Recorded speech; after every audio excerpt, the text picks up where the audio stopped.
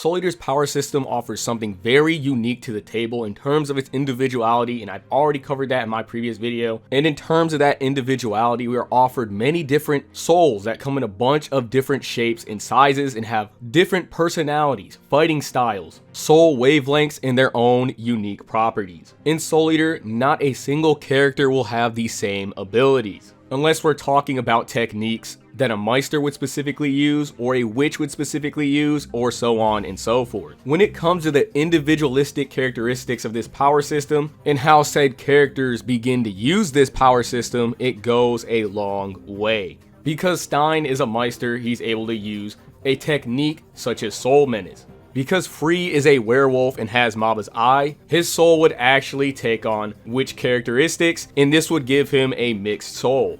Because Kim is part witch and part Meister, she gets the perks offered by both classes, meaning she can also use abilities such as Soul Resonance, allowing her to connect with others, and she also has the ability to use magic. Every single character is strong on their own in Soul Eater due to their individual traits, especially if you look at a character like Mifune, who has no weapon and fights solely based on his own skills with the sword. But it doesn't stop at Mifune, because even weapons by themselves can bring a lot to the table. With characters like Justin Law and Giriko, with no Meister, they're able to cause a threat to the world by serving under the Kishin. A witch by themselves, due to their magical abilities, can cause a huge threat to the order of the world, and this is exactly what Medusa did when she brought the Kishin back to life. Now, with such strong individuals that exist in this series, how would you combat this?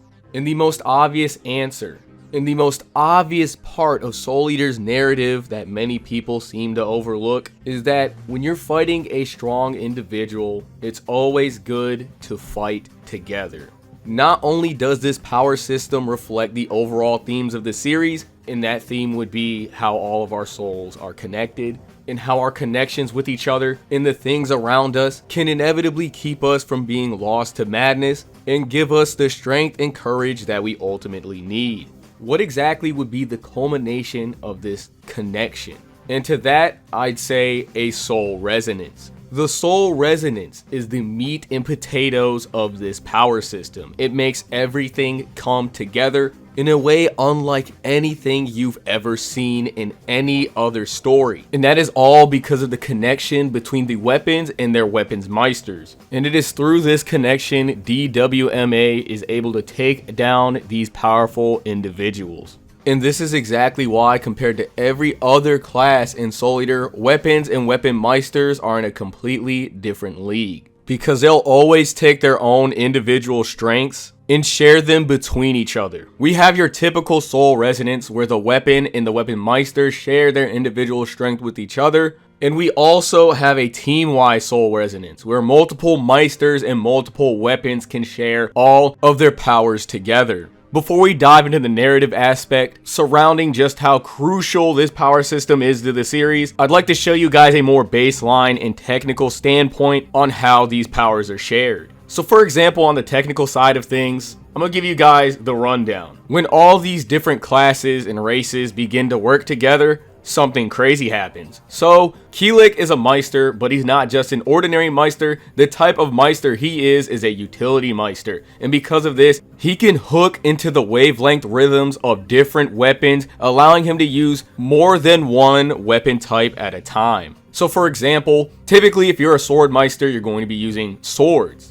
If you're a Gun Meister, you're typically going to be using guns. What makes Kilik special is that he can use both or more than one at the same time. In this case, he's able to use 4 weapons at once: Liz and Patty and Fire and Thunder. Fire and Thunder are weapons, but not only this, they follow in under the bracket of the Shaman class. And because of this, this allows them to have Shaman-like powers. And it is due to their Shaman-like powers that they're able to find the research facility that they're trying to look for. Then we have Kim, who is a witch and a Meister with magical powers. Once all of them perform a soul resonance, we get something very remarkable. We get a combination of all the individualistic traits that all of these characters possess into one big ability. Because Kim and Kilik are both weapons meisters, they are both able to perform a soul resonance. Because Kilik is a utility meister, he's able to use both Fire and Thunder and Liz and Patty at the same time.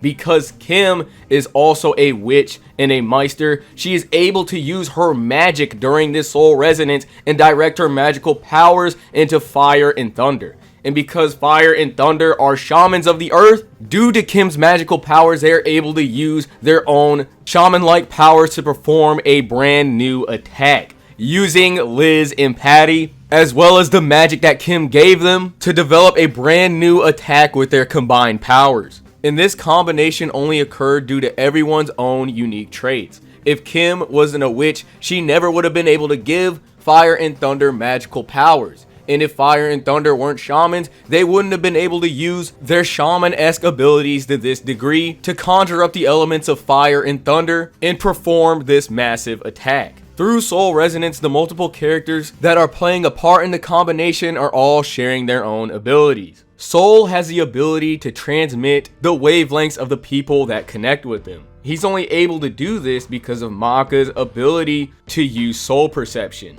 If Maka was no longer in the picture, Soul wouldn't be able to do this. Just like how earlier when Kilik performed a soul resonance with Kim, if Kim wasn't in the picture and if she wasn't a witch, there would have been no magic abilities to make Fire and Thunder to be able to fully utilize their shaman-like powers. During a soul resonance, together every single character makes up for each other's shortcomings. And this is where the narrative in the power system actually comes into play. These connections with each other make that much of a difference. I could list off every single technical aspect of the power system, and it could open your eyes to a new amount of depth that you've probably never even noticed while reading the story. But when you notice just how important these connections are in terms of the narrative, you'll find a brand new appreciation for Soul Eater. At the beginning of the manga, Maka and Soul are both partners, but unfortunately their soul wavelengths are unstable. Maka is a serious, hardworking person, and Soul is a rebellious and cynical soul, so obviously they wouldn't see eye to eye on a few things. There are multiple moments in the story where their soul wavelengths are starting to fall out of alignment.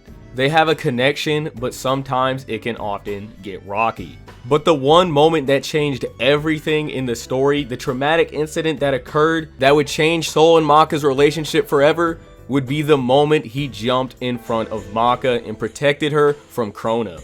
Maka cared about Soul so much he did not want to block the attack because it would inevitably hurt him. Soul jumped in the way of the attack because he wanted to protect Maka. In this incident, this trauma would reinforce those feelings of wanting to protect each other. Through this incident, Soul developed the Black Room because he got black blood. And through this, he began to lose himself to madness. But because of Maka and her anti-demon wavelength, her courage, she was able to pull him out of that same madness that he once lost himself into.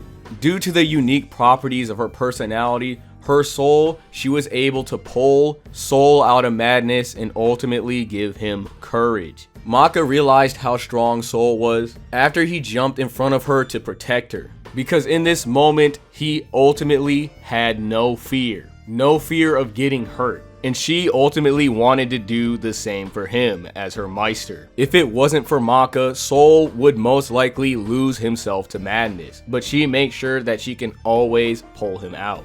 And Soul will always do the same for her. And this is all due to their connection. It is through Soul's madness that Maka is able to understand Krona and connect with him. And it is through her own anti-demon wavelength that she's able to pull him out of madness and pull Soul out of it as well. Soul's black blood from the traumatic incident in the church led to a majority of their victories, because through Soul's madness, they were able to develop a wavelength that would allow them to connect to other people who are mad. This is why they're also able to beat the Kishin, because with Soul's black blood, he was able to go inside of the Kishin. Using black blood is a very dangerous thing to do because 9 times out of 10, you'll lose yourself to madness and become a Kishin. But because Maka always had an anti-demon wavelength, she was constantly able to pull him out of it.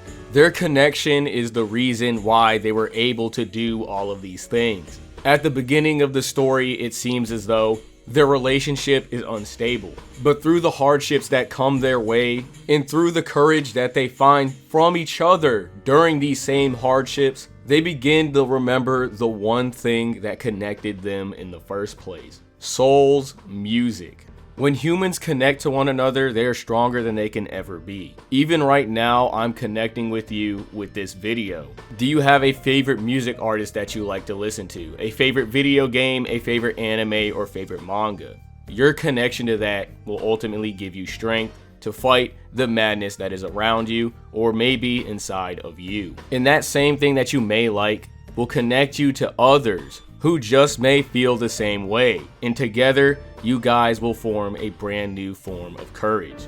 Even if those people that you meet do not feel the exact same way as you do, once you connect with them, you can truly make something beautiful, or something new that no one has ever seen before. Sometimes our connections with people and the things around us can come out of alignment, but we could always strengthen those same bonds or find new ones.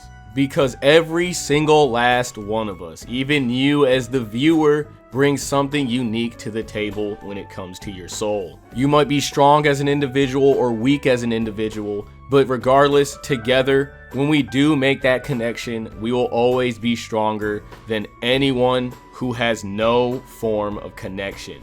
Connections can be helpful, and sometimes they can even be painful, but it's what you make of that connection that ultimately defines you. That traumatic incident that Soul and Maka experienced was a terrible moment for sure, but this terrible moment made them realize that they wanted the strength to protect each other, and it made them connect to each other even more. There are moments in your life that make you feel distressed, moments where you feel like you're lost in madness. My connections to my friends and the things I like keep me sane. And 9 times out of 10, we most likely have our own ways with coping or dealing with madness, because those are the connections that we made with those said things. Whether it be a person, a weapon, or a single moment that we shared. And that's exactly what this power system is all about.